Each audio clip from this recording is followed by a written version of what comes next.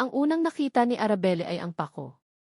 Isang makalawang na pako, walang awang ibinaon sa makinis na balat ng pinakamamahal niyang puno ng mangga. Nakakapit dito ang isang piraso ng puting papel, marahas na ipinaskil na tila isang hatol ng kamatayan. Naramdaman niya ang panginginig ng kanyang mga kamay habang dahan-dahan siyang lumapit. Bawat hakbang ay parang may bigat na nakadagan sa kanyang dibdib. Ito na iyon. Ang kinatatakutan niya. Nang maabot niya ang puno, hindi niya pinansin ang papel. Ang mga daliri niya ay gumapang sa balat ng puno, sa paligid ng sugat na nilikha ng pako. Ito ang punong inakyat nila ni Clarissa noong mga bata pa sila. Dito sila nangako sa isa't isa na hinding-hindi nila iiwan ang Hacienda Esperanza. Aalagaan mo to, Ara, bulong ni Clarissa sa mga huling sandali nito, ang hininga ay kasing hina ng kandilang malapit ng maubos. Ang hacienda at ang mga anak ko. Pangako. Napapikit si Ara. Naramdaman niya ang unti-unting pag-init ng kanyang mga mata. Pangako, bulong niya sa hangin, isang sagot sa alaala. Sa isang mabilis at galit na kilos, hinablot niya ang papel mula sa pagkakatuhog. Napunit ang isang bahagi nito, ngunit malinaw pa rin ang mga salitang nakalimbag sa itim na tinta. Final notice of foreclosure. Montenegro Holdings. Napahigpit ang hawak niya sa papel, nilukot ito sa kanyang palad hanggang sa maging isang maliit at siksik na bola ng sama ng loob at kawalan ng pag-asa. Napatingala siya sa langit na para bang doon makakahanap ng sagot. Pero tanging ang asul na kalangitan at ang nagbabadyang sikat ng araw ang sumalubong sa kanya. Tita Ara. Tita Ara, ano iyang sulat sa puno? Ang matinis na boses ni Lino, ang bunso sa tatlo, ang pumunit sa kanyang pag-iisip. Napalingon siya at nakita ang tatlong anghel niya, sina Lito, Lando, at Lino, na tumatakbo palapit sa kanya, ang mga paay na kayapak sa malambot na lupa, ang mga taway kasing dalisay ng umaga. Sa isang iglap, nawala ang galit sa kanyang mukha. Pinalitan ito ng isang pilit na ngiti. Itinago niya ang nilukot na papel sa kanyang likuran. Hindi. Hindi nila ito maaaring makita. Hindi nila kailangang malaman ang bigat ng mundong pinapasa niya para sa kanila. Wala ito, mga anak, sabi niya, sinisikap na gawing normal ang kanyang boses. Sulat lang para kay tita. May nagkamali lang ng lagay.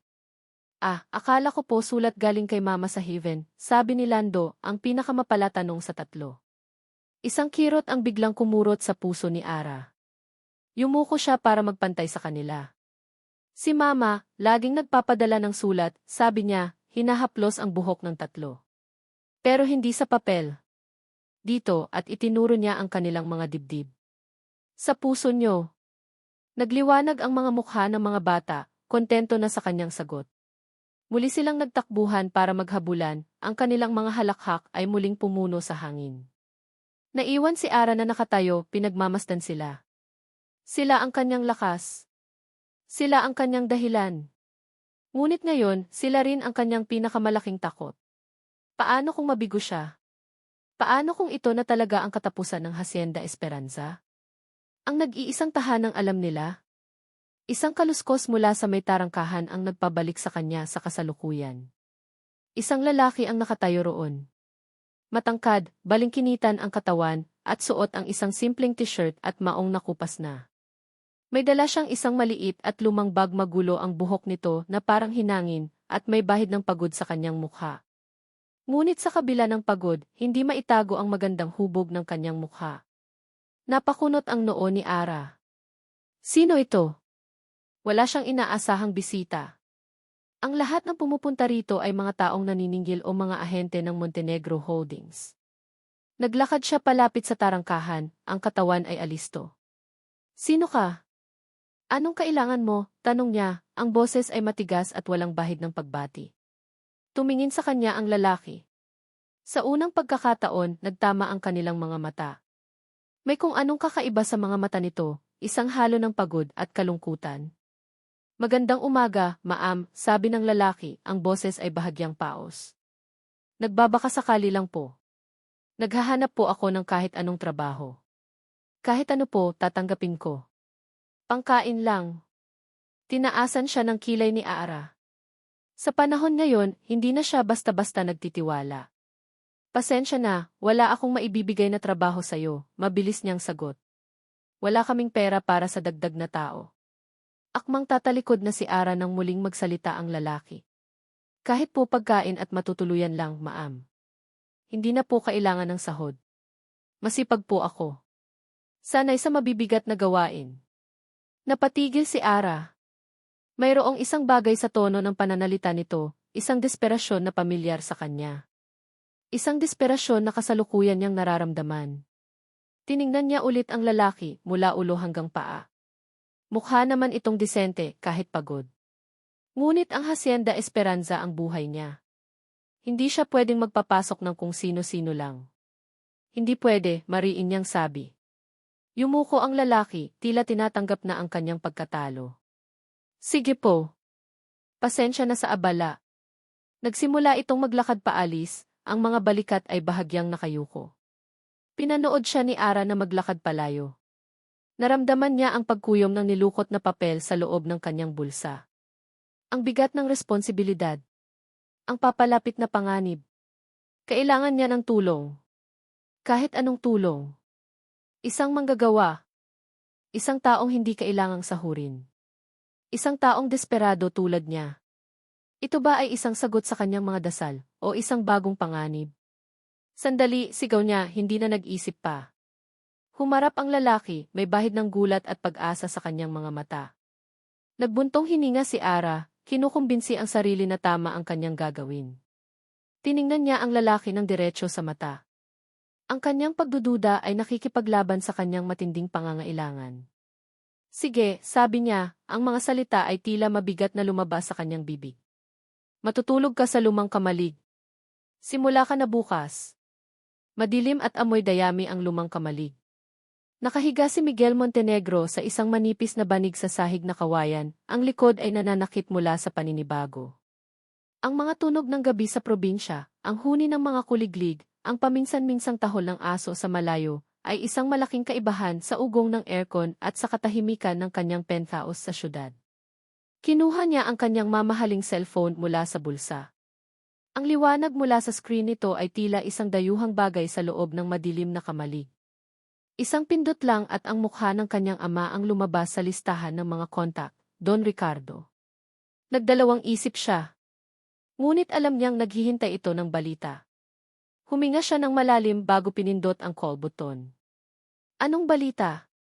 Ang boses sa kabilang linya ay malamig, walang emosyon at puno ng otoridad. Hindi ito nagtanong kung nasaan siya o kung kumusta siya. Diretso sa negosyo. Gaya ng dati.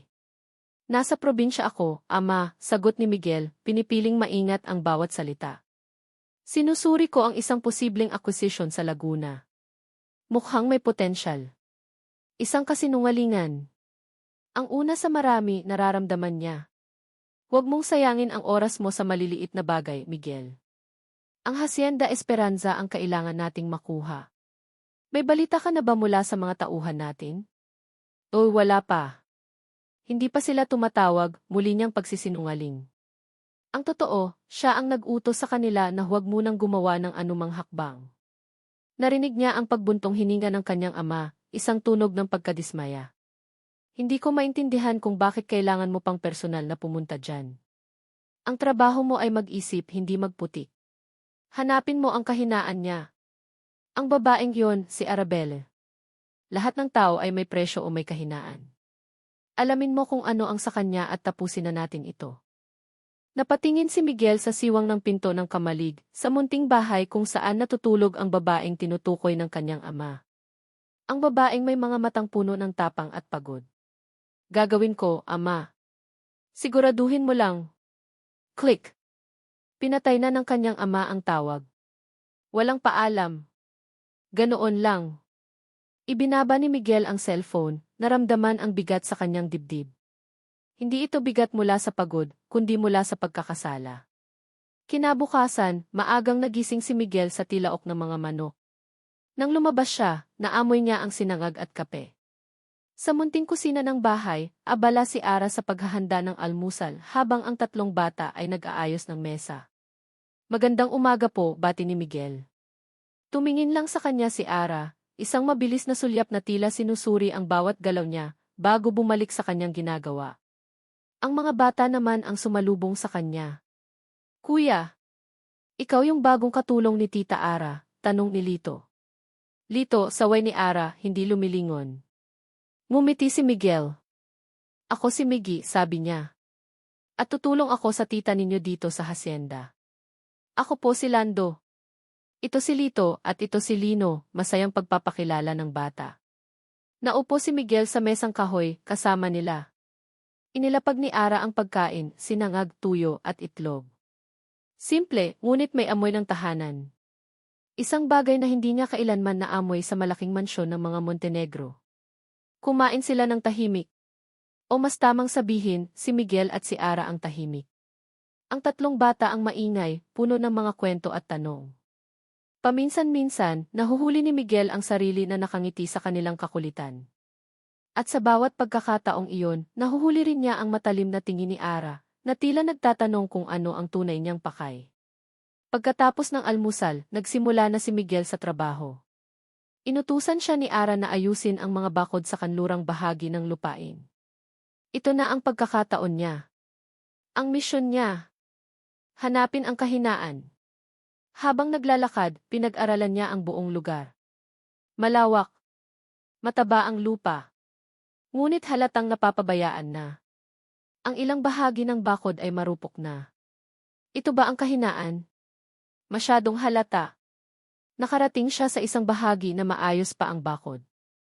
Huminto siya. Ito ang utos ng kanyang ama. Kailangan niyang sumunod. Sa isang mabilis na sipa, sinira niya ang isang poste. Kumalabog ito sa lupa. Tiningnan niya ang kanyang gawa, isang maliit na sira sa isang malaking bakod. Isang pagsubok. Titingnan niya kung paano tutugon si Ara. Itinuloy niya ang pag-aayos sa ibang bahagi, naghihintay. Hindi nagtagal, dumating si Ara, dala ang kanyang tanghalian. Agad nitong napansin ang sirang poste. Anong nangyari dito? Tanong nito, ang boses ay matigas. Hindi ko alam, maam. Ganito na yan pagdating ko, sagot ni Miguel, iniiwasan ang kanyang mga mata.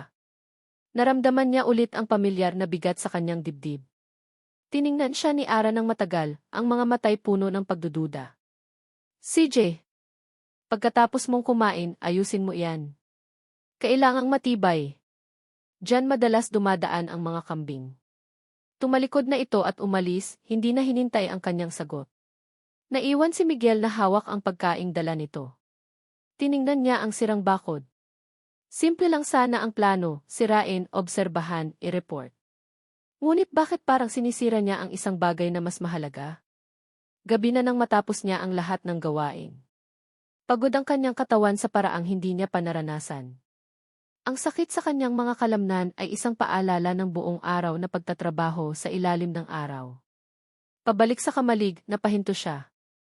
Mula sa bintana ng bahay ni Ara, wala siyang makitang ilaw. Ngunit may narinig siya. Isang mahina, pigil na pag-iyak. Napakatindi ng kalungkutan sa tunog na iyon, na tila bapasan nito ang buong mundo.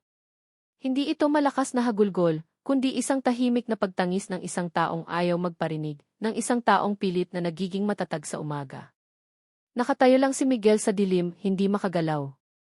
Ito ang babaeng pinapahanapan sa kanya ng kahinaan ng kanyang ama. Ngunit ang narinig niya ay hindi kahinaan. Ito ay sakit.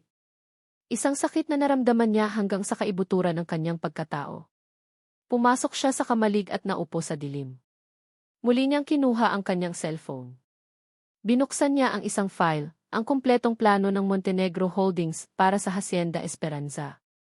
Isang blueprint ng mga modernong gusali, swimming pool, at golf course, lahat ay nakapatong sa imahe ng luntiang lupain na ito. Tinitigan niya ang malamig at digital na plano sa kanyang screen.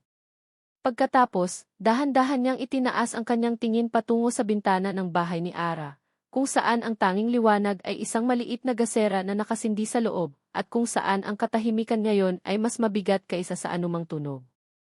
Sa kauna-unahang pagkakataon, hindi na niya tinitingnan ang hacienda bilang isang asset sa mapa. Nakikita niya ito bilang isang tahanan. Napabuntong hininga siya, ang tanong ay namuo hindi lang sa kanyang isip, kundi sa kanyang puso. Ano ba itong ginagawa ko? Binuksan ni Ara ang gripo sa lababo. Walang lumabas. Sinubukan niya ulit, mas diniinan pa ang pagpihit. Tanging isang mahinang kalansing mula sa tubo ang kanyang narinig, na sinundan ng isang patak ng kulay kalawang na tubig, at pagkatapos ay wala na. Isang malamig na kaba ang gumapang sa kanyang sikmura. Ang tubig ang buhay ng Hacienda Esperanza. Kung wala ito, malalanta ang mga gulay. Mamamatay sa uhaw ang mga hayop. Ang lahat ng kanyang pinaghirapan ay magiging abo. Lito, Lando, Lino. Maglaro muna kayo sa loob, huwag sa labas at mainit, sigaw niya sa mga bata bago nagmamadaling lumabas ng bahay. Ang kanyang mga paa ay halos lumilipad sa pamilyar na daan patungo sa water pump na nakatayo sa tabi ng balon. Ito ang puso ng patubig ng buong hacienda. Luma na ito pero hindi pa siya nito binigo. Hindi hanggang ngayon. Pagdating niya, bumungad sa kanya ang isang tanawing nagpatigil sa kanyang paghinga. Hindi ito simpleng sira. Ito ay sabotahe. Ang makapal na kable ng kuryente na nagpapaandar sa motor ay putol, tila sinadyang tinaga. Ang takip ng makina ay nakabukas at ang isa sa pinakamahalagang piyesa sa loob ay basag, tila pinukpok ng paulit-ulit ng isang matigas na bagay. Napahawak si Ara sa kanyang bibig, ang kanyang mga mata ay nanlalaki sa galit at takot. Sino? Sino ang gagawa nito? At pagkatapos, isang pangalan lang ang pumasok sa kanyang isip. Siya. Ang bagong dating. Ang estrangherong may malungkot na mga mata. Si Miggy. Ang lahat ng kanyang pagdududa ay bumalik na parang isang malaking alon. Ang sirang bakod kahapon, hindi iyon aksidente. Isa iyong pagsubok. At ngayon, ito na ang tunay na atake. Sinasabi na nga ba niya? Masyadong maganda para maging totoo.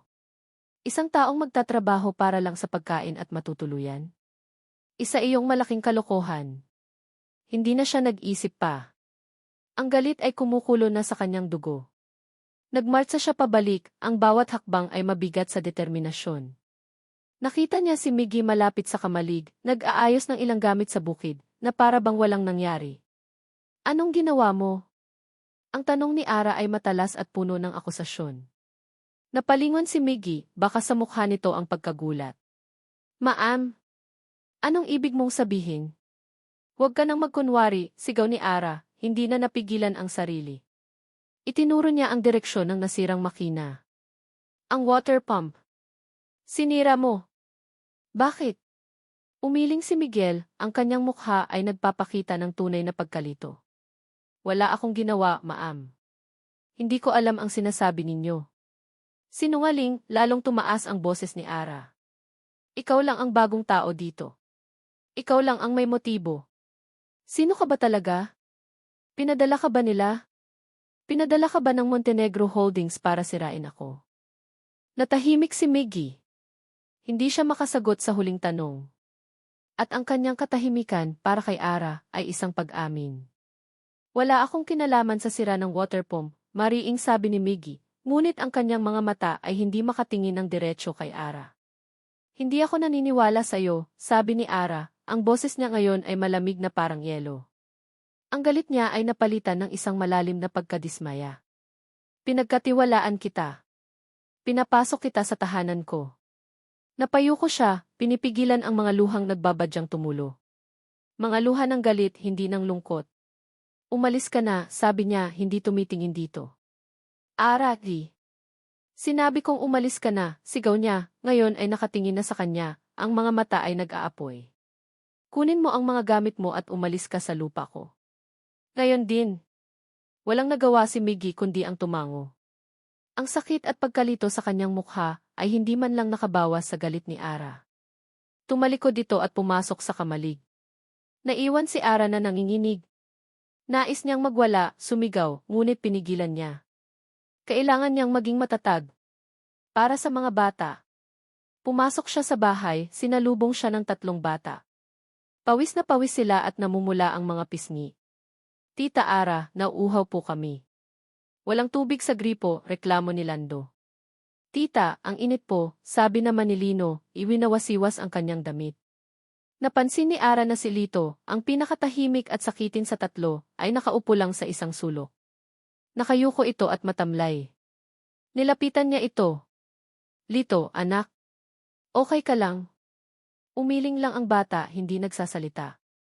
Hinawakan ni Ara ang noo nito. Isang nag-aalab na init ang sumalubong sa kanyang palad. Parang naglalagablab sa lagnat ang bata. Ang pisngi nito ay sobrang pula at ang mga mata ay nanlalalim sa pagod. Diyos ko, bulong ni Ara, ang galit niya ay biglang naglaho at napalitan ng purong takot. Lito, anak, mataas ang lagnat mo. Binuhat niya ang bata, na ngayon ay parang isang basahan sa kanyang mga braso. Sakto namang paglabas ni Miggy mula sa kamalig, dala ang kanyang munting bag, handa nang umalis. Napahinto ito nang makita ang itsura ni Ara, ang mukha ay puno ng panik, at ang mga mata ay nakatingin sa walang malay na bata sa kanyang mga bisig. Nakatayo lang si Miggy sa tarangkahan, hindi makagalaw. Sa pagitan niya at ng daan palabas ng hasyenda ay isang ina na natataranta at isang batang maisakit na nangangailangan ng tulong. Nakatayo si Miguel sa tarangkahan, ang lumanyang bag ay tila may bigat ng 1,000 bato sa kanyang kamay. Sa kanyang harapan, ang daan palabas ng hasyenda, ang daan pabalik sa kanyang buhay, sa kanyang mga kasinungalingan. Sa kanyang likuran, ang larawan ng purong desperasyon, isang babaeng nanginginig sa takot, at isang batang walang malay sa kanyang mga bisig.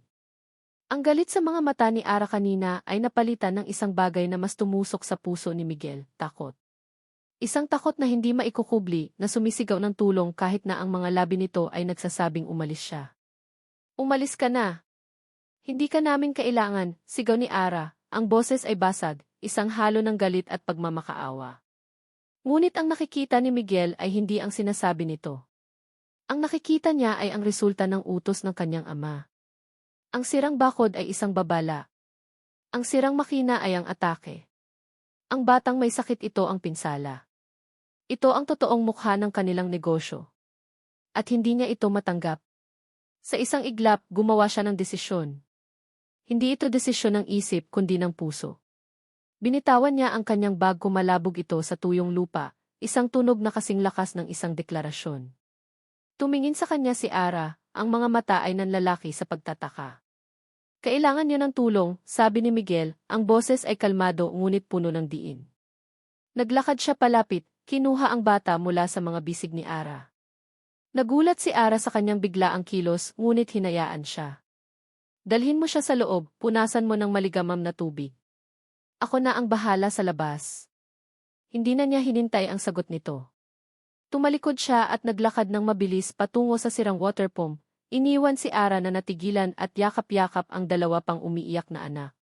Pagdating sa pump, kinuha ni Miguel ang kanyang cellphone. Ngunit hindi si Don Ricardo ang tinawagan niya. Ang tinawagan niya ay si Mang Rico, ang kanang kamay ng kanyang ama, ang taong nagpapatupad ng maruruming trabaho. Sir Miguel, sagot ng nasa kabilang linya. Rico, sabi ni Miguel, ang boses niya ay malamig at mapanganib, isang tono na madalas niyang gamitin sa boardroom. Sinabi ko bang galawin niyo ang pump? Natahimik sandali ang nasa kabilang linya. Utos po ni Don Ricardo, sir. Kailangan na raw pong mapabilis. Wala akong pakialam sa utos niya, putol ni Miguel. Ang utos ko ang masusunod habang narito ako. Huwag niyo nang gagalawin ang kahit ano dito. Walang sisirain. Walang sasaktan. Naintindihan mo ba? Kapag may isa pang nangyari sa hasyenda na ito o sa mga taong nakatira dito, ako mismo ang haharap sa'yo. Maliwanag? Oo po, sir. Maliwanag po. Pinatay ni Miguel ang tawag. Huminga siya ng malalim. Iyon ang unang pagkakataon na hayagan niyang sinuway ang kanyang ama. At sa halip na makaramdam ng takot, isang kakaibang determinasyon ang dumaloy sa kanyang mga ugat. Sinimulan niyang suriin ang makina. Bilang isang business graduate, hindi siya mekaniko, ngunit lumaki siyang pinag-aaralan kung paano gumagana ang mga bagay-bagay. Nakita niya ang pinsala. Malala, ngunit hindi imposible. Kailangan niya ng mga gamit. Bumalik siya sa kamalig at hinalungkat ang mga lumang kahon. Nakahanap siya ng mga kinakalawang na wrench, screwdriver, at ilang piraso ng alambre. Hindi perpekto pero kailangang pagtiyagaan. Nagsimula siyang magtrabaho. Ang bawat tornilyo ay masikip, ang bawat piyesa ay marumi. Ang amoy ng langis at kalawang ay dumikit sa kanyang mga kamay. Ngunit hindi siya tumigil. Maya-maya, naramdaman niya ang unang patak ng ulan. Sinundan ito ng isa pa, at isa pa, hanggang sa bumuhos na ito ng malakas. Ang langit ay tila nakikisimpatya sa kalagayan ng hasyenda. Basang-basa na siya, ngunit hindi niya ito ininda. Sa ilalim ng malakas na ulan, sa liwanag ng kidlat na paminsan-minsang tumatanglaw sa paligid, patuloy siyang nagtrabaho. Naramdaman niya ang pagod, ang sakit sa kanyang mga kalamnan, ngunit itinulak niya ang sarili. Ang imahe ng natatarantang mukha ni Ara at ang mukha ng batang mailagnat ang nagbigay sa kanya ng lakas. Mula sa bintana ng bahay, nakita niya ang isang munting ilaw ng gasera. Alam niyang nandoon si Ara. Alam niyang pinapanood siya nito. Nararamdaman niya ang mga mata nito sa kanya, isang halo ng pagdududa, pagtataka, at marahil isang maliit na bahid ng pag-asa. Lumipas ang mga oras. Ang ulan ay tumila, napalitan ng malamig na hangin ng madaling araw. Nanginginig na sa ginoo si Miguel, ang kanyang mga daliri ay manhid na, ngunit malapit na siyang matapos. Ginamit niya ang lahat ng kanyang kaalaman, pinagdugtong ang mga putol na kable, at inayos ang sirang piyesa gamit ang alambre at tiyaga. Nang ang unang sinag ng araw ay nagsimulang sumilip sa abot tanaw, natapos siya. Tumayo siya, ang kanyang katawan ay parang binugbog. Lumapit siya sa switch. Huminga siya ng malalim at ipinikit ang mga mata. Sana gumana. Pinindot niya ang switch. Sa una, isang umuugong na tunog lang ang narinig. Pagkatapos ay isang kalampag. At pagkatapos, isang malakas na bulwak ng tubig ang lumabas mula sa tubo. Tuloy-tuloy. Malinis. Buhay. Isang ngiti ang sumilay sa pagod na labi ni Miguel. Napasandal siya sa makina, ang lahat ng lakas ay tila biglang nawala sa kanyang katawan. Napaupo siya sa maputik na lupa, ang kanyang mga mata ay unti-unting bumibigat. Ang huli niyang nakita ay ang pagsikat ng araw sa ibabaw ng Hacienda Esperanza. Hindi niya namalayan ang pagbukas ng pinto ng bahay. Hindi niya narinig ang mabining mga hakbang na papalapit sa kanya. Pagod na pagod, ipinikit ni Miguel ang kanyang mga mata at hinayaan ang sarili na lamunin ang dilim. Doon mismo sa tabi ng makinang buong gabi niyang pinaghirapan, ang tunog ng umaagos na tubig ang kanyang huling narinig. Nang imulat ni Ara ang kanyang mga mata kinaumagahan, una niyang napansin ang katahimikan. Humina na ang lagnat ni Lito. Pagtingin niya sa bintana, nakita niya ang isang himala, umaagos ang tubig sa mga kanal ng patubig. Nagmamadali siyang lumabas. At doon, nakita niya ito. Si Miguel. Nakasandal sa makina, basang-basa pa rin mula sa ulan, may bahid ng grasa at putik sa mukha, at mahimbing na natutulog. Nakatayo lang si Ara, pinagmamasdan ang lalaking ilang oras lang ang nakalipas ay gusto niyang patayin sa galit. Ngayon, ang lalaking ito ang naging bayani sa dilim ng kanilang pinakamahabang gabi. Sa unang pagkakataon, ang pader na itinayo niya sa paligid ng kanyang puso ay nagkaroon ng isang maliit na bitak. Hindi alam ni Ara kung paano haharapin si Miguel. Nang magising ito kinahapunan, matapos ang ilang oras na mahimbing na tulog sa kamalig, lumabas ito na tila nahihiya. Pinunasan ni Ara ang mga sugat at gasgas sa kamay nito gamit ang malinis na bimpo at nilagyan ng gamot. Hindi siya umimik. Hindi rin ito umimik. Ang tanging maririnig ay ang pasasalamat nito na sinabi ng pabulong. Inabutan niya ito ng isang tasang mainit na kape. Isang simpleng alok, ngunit para sa kanilang dalawa, ito ay isang bandila ng pagsuko. Isang hindi sinasalitang pag-amin na nagkamali si Ara sa kanyang paghusga. Isang hindi sinasalitang pasasalamat na mas malalim pa sa mga salita. Sa mga sumunod na araw, isang bagong ritmo ang nabuo sa Hacienda Esperanza. Isang ritmong tahimik ngunit hindi na tensyonado. Nagtatrabaho si Miguel ng walang reklamo, inaayos ang mga bagay na matagal nang napabayaan ni Ara. At si Ara, pinapanood lang siya mula sa malayo, ang kanyang puso ay isang magulong halo ng pasasalamat at patuloy na pag-iingat. Ang tunay na pagbabago ay nagsimula sa mga bata. Isang hapon, nakita ni Ara si Miguel na may ginagawa mula sa mga patpat ng kawayan at lumang dyaryo. Nilapitan siya ng 3 bata, ang mga mata ay bilog sa pagtataka. Kuya Miggy, ano po yan? Tanong ni Lino. Ngumiti si Miguel, isang ngiting gayon lang nakita ni Ara. Isang ngiting totoo, na umaabot hanggang sa kanyang mga mata. Gagawa tayo ng saranggola, sabi nito. Sa loob ng isang oras, ang bakuran sa harap ng bahay ay napuno ng tawanan. Tinuruan ni Miguel ang tatlo kung paano gumawa at magpalipad ng saranggola. Si Lito, na laging mahiyain, ay tumatawa ng malakas habang ang kanyang saranggola ay sumasayaw sa hangin. Si Lando ay pasigaw na nagbibigay ng mga direksyon. At si Lino ay tumatakbo-takbo lang, masaya na sa panunood.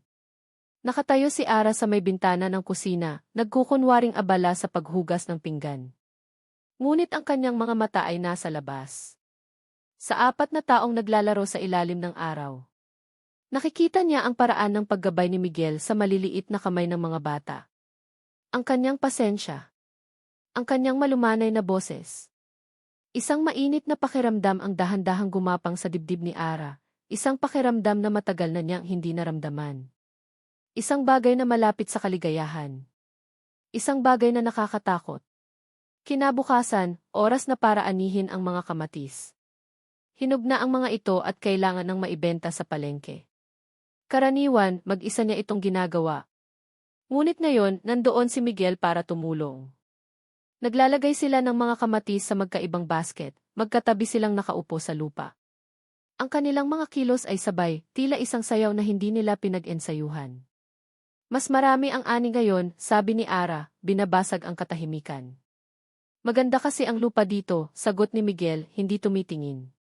Kailangan lang ng tamang alaga. May kung anong mas malalim sa sinabi nito at naramdaman iyon ni Ara. Sa isang sandali, sabay nilang inabot ang isang malaki at mapulang kamatis. Ang kanilang mga kamay ay nagdikit. 1,000 boltahe ng kuryente ang tila dumaloy mula sa balat nito patungo sa kanya. Ang init ay biglang kumalat sa kanyang buong braso. Mabilis niyang binawi ang kanyang kamay na para siyang napaso. Pasensya na, nautal niyang sabi, hindi makatingin sa mga mata nito. Naramdaman niya ang pag-init ng kanyang mga pisngi. Nang sa wakas ay nagkaroon siya ng lakas ng loob na sumulyap dito, nakita niyang nakangiti si Miguel. Isang maliit, bahagyang nakakalokong ngiti. At sa halip na mainis, mas lalo lang nadagdagan ang pagkabagabag sa puso ni Ara. Gabi na. Ang mga bata ay mahimbing nang natutulog. Naglilinis si Ara ng isang lumang bowl ng kanyang mga magulang, hinahanap ang ilang dokumento ng lupa. Sa ilalim ng mga lumang damit at larawan, nakita niya ang isang maliit at itim na notebook. Ang lumang talaarawan ng kanyang ama. Binuklat niya ito.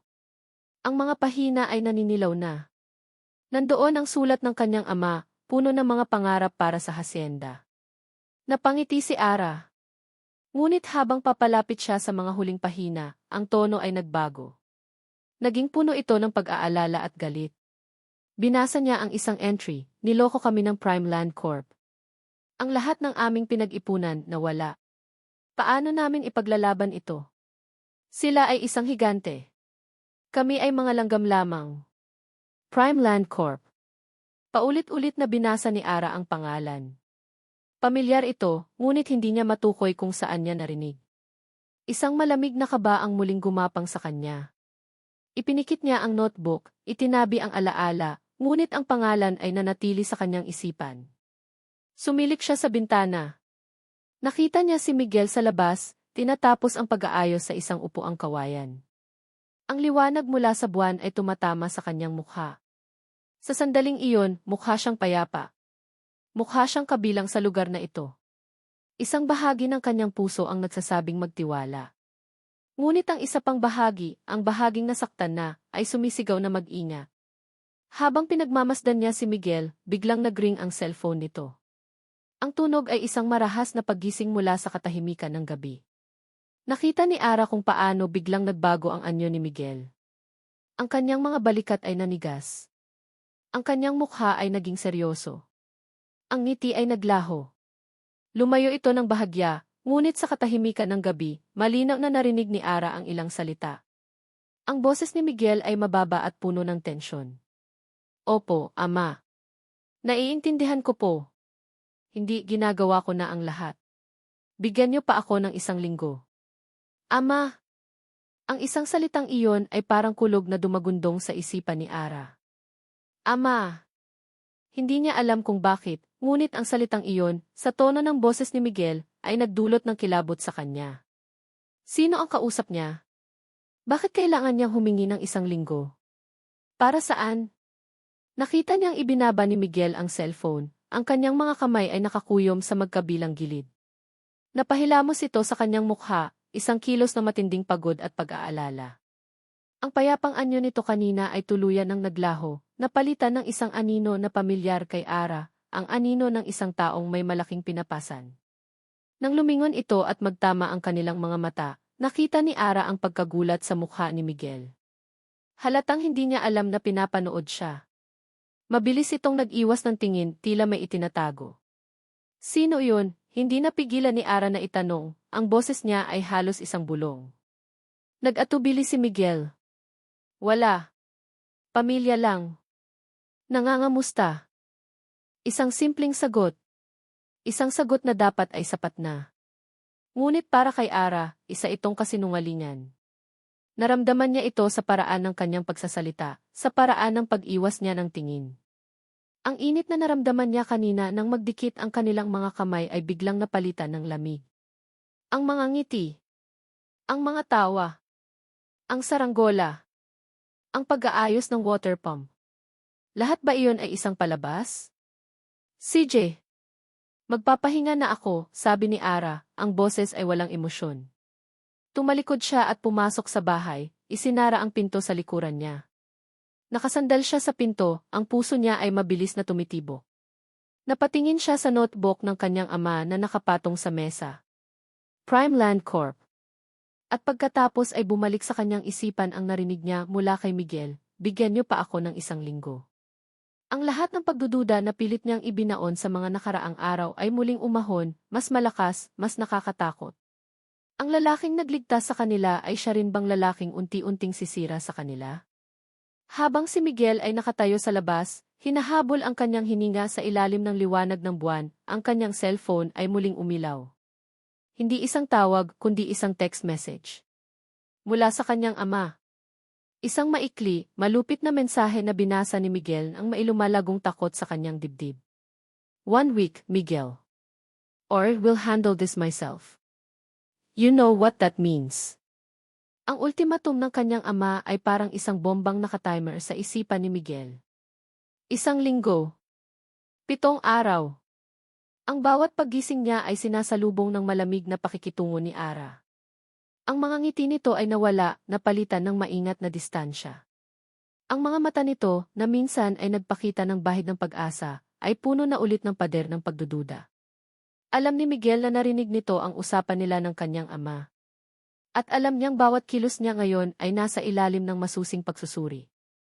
Kailangan niyang gumawa ng paraan. Kailangan niyang tuparin ang utos ng kanyang ama, hanapin ang kahinaan ni Ara. Ngunit hindi na para sirain ito. Para protektahan ito. Kung may makikita siyang alas na maari niyang hawakan, marahil ay makukumbinsi niya ang kanyang ama na may ibang paraan maliban sa sapilitang pagbili. Ito ang bagong kasinungalingan na sinasabi niya sa kanyang sarili. Ang kamalig na tinutulugan niya ang naging sentro ng kanyang plano. Luma ito, puno ng mga gamit na hindi na ginagamit. Kung may mga dokumento o kahit anong mahalagang papel na itinatago si Ara, maaaring naroon lang sa isa sa mga baul. Sa ilalim ng pagkukunwaring naglilinis, sisimulan niya ang kanyang paghahanap. Maglilinis lang po ako sa kamalig, maam, paalam niya kay Ara isang umaga. Masyado na pong magulo. Isang tipid na tango lang ang isinagot nito, hindi man lang siya tinitingnan. Ginugol ni Miguel ang buong umaga sa pag-aayos. Inilabas niya ang mga lumang sako, pinagpagan ang mga sapot ng gagamba, at inayos ang mga sirang kasangkapan. Ang bawat sulok ay kanyang sinuri. Ang bawat kahon ay kanyang binuksan. Ngunit wala siyang nakita kundi mga lumang resibo, mga gamit sa bukid, at mga bagay na walang halaga. Nang ililipat na niya ang isang mabigat na sako ng lumang binhi, sumayad ang paa niya sa sahig. Napansin niyang bahagyang umangat ang isang piraso ng kawayan. Hindi ito pantay sa iba. Napaluhod siya, ang puso niya ay biglang kumabog ng mas mabilis. Gamit ang dulo ng kanyang daliri, maingat niyang sinubukang iangat ito. Madali itong umangat na para bang madalas itong buksan noon. Sa ilalim nito may isang maliit na espasyo. At sa loob ng espasyong iyon may isang bagay. Isang maliit na kahon na gawa sa kahoy, marahil ay nara. Simple lang ito, walang barnis, ngunit may nakaukit na bulaklak ng sampagita sa takip. Dahan-dahan niya itong inangat. Magaan ito, ngunit ramdam niya ang bigat ng mga lihim sa loob. Umupo siya sa sahig, ang kahon ay nasa kanyang mga hita. Nag-alinlangan siya. Pakiramdam niya ay lumalampas na siya sa isang hangganan na hindi niya dapat tawirin. Ngunit ang boses ng kanyang ama ay umalinggaw sa kanyang isipan. 1 week. Huminga siya ng malalim at dahan-dahang binuksan ang takip. Isang matamis, bahagyang kupas na amoy ng sampagita at lumang papel ang sumalubong sa kanya. Sa loob, maayos na nakasalansan ang mga alaala ng isang babae. May ilang tuyong bulaklak. May isang pares ng maliliit na medyas ng sanggol. At may mga litrato. Kinuha niya ang mga litrato. Ang karamihan ay larawan ng isang pamilyar na babae, si Clarissa, ang pinsan ni Ara. Nakangiti ito sa bawat kuha, ang kanyang mga mata ay nagniningning sa kaligayahan. Sa ilang mga litrato, kasama niya si Ara, pareho silang mas bata, magkayakap sa ilalim ng puno ng mangga. Ngunit may mga litrato kung saan kasama ni Clarissa ang isang lalaki. Nakatalikod ito sa karamihan ng mga kuha, o malabo ang kanyang mukha. Ngunit malinaw ang saya sa mukha ni Clarissa habang nakatingin dito. Malinaw na iniirog niya ang lalaking ito. Sa ilalim ng mga litrato, may mga nakatuping sulat. Kinuha niya ang isa. Ang sulat kamay ay pambabae, maayos at puno ng emosyon. Ito ay sulat ni Clarissa para sa lalaking nasa litrato. Mahal ko, hindi ko na mahintay na makasama ka dito sa ating paraiso. Hinihintay ka na ng ating mga munting anghel. Handa na akong iwan ang lahat para sa'yo, para sa pamilya natin. Mga anghel. Ang tatlong bata. Napatingin si Miguel sa labas, kung saan naglalaro sina Lito, Lando at Lino. Ang mga anak ni Clarissa. At ng lalaking ito. Muli niyang tiningnan ang mga litrato, hinahanap ang pinakamalinaw na kuha. Sa pinakailalim ng bunton, may isang litrato na bahagyang naiiba sa lahat. Mas maliit ito, tila kuha mula sa isang wallet at mas malinaw. Dahan-dahan niya itong itinaas, papalapit sa kanyang mga mata. Sa litrato, magkayakap si Clarissa at ang lalaki. Nakaharap na sila pareho sa kamera. Ang lalaki ay nakangiti. Isang pamilyar na ngiti. Isang ngiti na huli niyang nakita 5 taon na ang nakalipas, bago ito isinara sa isang kabaong. Ang mga mata nito, puno ng buhay at pangarap. Ang paraan ng pagtayo. Ang hikaw sa kaliwang tenga na palaging kinainisan ng kanilang ama. Bumagsak ang hangin mula sa mga baga ni Miguel. Ang kanyang mga kamay ay nagsimulang manginig. Hindi maaari. Isang bulong ang kumawala sa kanyang mga labi, isang pangalang hindi niya binigkas sa loob ng maraming taon. Mark Cody. Ang nakababata niyang kapatid. Ang paborito niya. Ang kapatid niyang naaksidente sa isang car crash. Si Marco. Ang ama ni Lito, Lando at Lino. Biglang nagkaroon ng kahulugan ang lahat. Ang mga piraso ng palaisipan ay marahas na nagkabit-kabit sa kanyang isipan na bumubuo ng isang nakakakilabot na larawan. Ang pag-ibig ni Marco para sa probinsya. Ang biglaan niyang pag-anunsyo na mayroon siyang mahalagang gagawin bago siya na aksidente. At higit sa lahat ang obsesyon ni Don Ricardo sa Hacienda Esperanza. Hindi ito tungkol sa lupa. Ito ay tungkol sa pagbura. Pagbura sa alaala ni Marco. Pagbura sa kahihiyan na idinulot nito sa pangalan ng mga Montenegro. Ang pagkuha sa lupa ay hindi lang isang business deal, ito ay isang akto ng paghihiganti at paglilinis. Napatingin siya sa labas. Sa 3 batang naglalaro, hindi alam na ang dugo ng mga Montenegro ay nananalaytay sa kanila. Ang kanyang mga pamangkin. Napasabunot siya sa kanyang buhok, ang kanyang isipan ay isang nag-umpugang bato ng pagkalito, galit at isang napakalalim na lungkot. Nasusuklam siya sa kanyang ama at sa kanyang sarili dahil naging kasangkapan siya sa maruming plano nito. Hawak niya sa kanyang mga kamay ang katibayan ng pag-ibig ng kanyang kapatid sa mismong lugar kung saan niya ito pinlanong sirain. Isang kaluskos sa may pinto ang pumutol sa kanyang pag-iisip. Nag-angat siya ng tingin. Nakatayo roon si Ara. Ang mga mata nito ay nakatutok hindi sa kanya, kundi sa mga nagkalat na litrato at sulat sa sahig. Sa kahon ng mga lihim na ngayon ay bukas na. Ang kanyang mukha ay isang maskara ng gulat na mabilis na napalitan ng sakit at pagtataka. Tumingin siya kay Miguel, ang kanyang mga mata ay puno ng isang tanong na matagal na niyang gustong itanong. Ano yan, Miguel? Ano ang tinatago mo? Ang tanong ni Ara ay parang isang matulis na punya sa katahimikan ng kamalig. Ano yan, Miguel? Ano ang tinatago mo? Nakatitig lang si Miguel, ang kanyang isipan ay blanko. Anong sasabihin niya? Na ang mga batang inaalagaan nito ay kanyang mga pamangkin? Na ang kapatid niya ang ama ng mga ito? Na ang kanyang sariling ama ang halimaw sa kanilang kwento? Mabilis siyang kumilos, ngunit sa paraang nakadagdag lang sa hinala ni Ara. Pinagsama-sama niya ang mga litrato at sulat, ang kanyang mga kamay ay nanginginig. Wala ito, Ara. Mga lumang gamit lang. Naglilinis ako. Mga lumang gamit, putol ni Ara, ang boses ay matigas. Lumapit ito at dinampot ang isang litrato na hindi naabot ni Miguel, ang litrato ni Marco at Clarissa na magkayakap. Kilala mo ba siya? Umiling si Miguel, isang otomatikong pagsisinungaling. Hindi. Ngunit alam ni Ara na nagsisinungaling siya. Nakita niya ito sa kanyang mga mata. Sa panginginig ng kanyang mga labi. Hindi ko alam kung ano ang laro mo, Miguel, sabi ni Ara, ang boses ay puno ng pagod at pagkadismaya. Pero kung nandito ka para saktan kami, umalis ka na lang. Pakiusap. Kinuha nito ang kahon mula sa sahig, niyakap ito na parang isang kayamanan at tumalikod. Iniwan siyang mag-isa sa gitna ng nagkalat na mga alaala. Sinubukan ni Miguel na magtrabaho, ngunit wala sa sarili. Ang kanyang isipan ay paulit-ulit na bumabalik sa litrato ni Marco. Sa mga sulat. Sa mga bata. Nang gumabi, alam niyang hindi siya patutulugin ng kanyang konsensya. Kailangan niya ng mga sagot. Ang lahat ng sulat ni Clarissa ay nasa kahon na kinuha ni Ara. Ngunit paano kung? Hinalughog niya ang ilalim ng sahig kung saan niya nakita ang kahon. Sinundot niya ang pinakasulok-sulukan. At naramdaman niya ang isang bagay na papel. Isang bunto ng mga sulat na nakatali sa isang asul na ribbon.